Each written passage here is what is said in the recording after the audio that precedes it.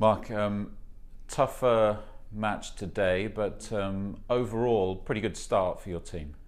Yeah, I think today was one of those days where you kind of want to forget about. Yeah, for me, it was very important.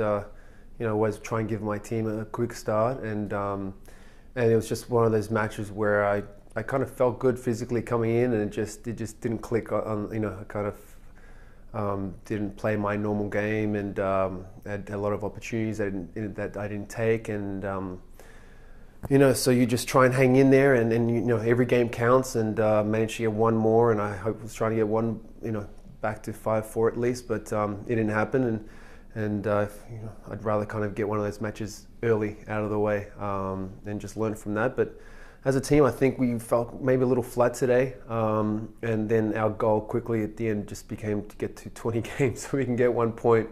But like I said, we 2 wins, 1 loss.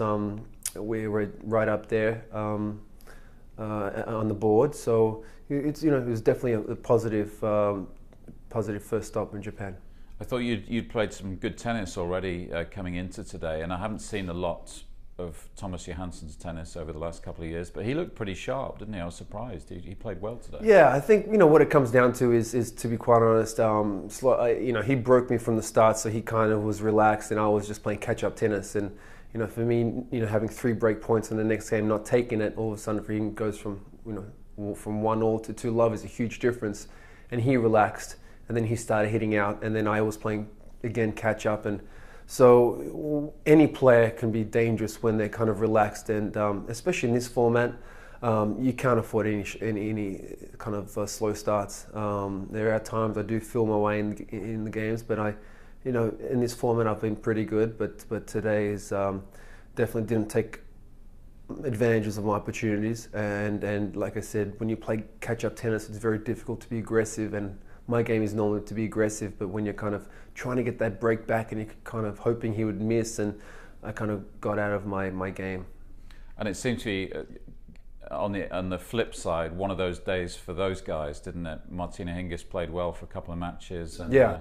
Pablo Cuevas was good as well. They had a good day. Absolutely. They had a great day. Like I said, we were lucky to be honest to get that 1 point, because I could have lost 6-2, and then you had Flipkins who managed to lose 6-4, but it could have been worse than that. And then I think in the mixed doubles we broke back, ended up losing 6-4. It could have been 6-3.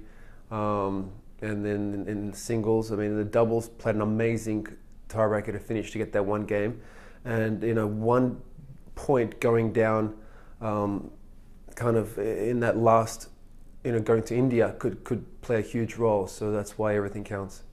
And overall, we're obviously coming to the end of the Japanese leg. You've had a good first 3 days. You've enjoyed it? Yeah, absolutely. Great first 3 days. Everyone's kind of feeling their way into it, and like I said, I think the intensity is going to start building. There's only 3 stops, so it's a big difference to what it was last year. So I think Singapore is going to be very important to kind of, you'll get to see kind of where the top teams are, where they're standing, and so the next stop's incredibly important in Singapore.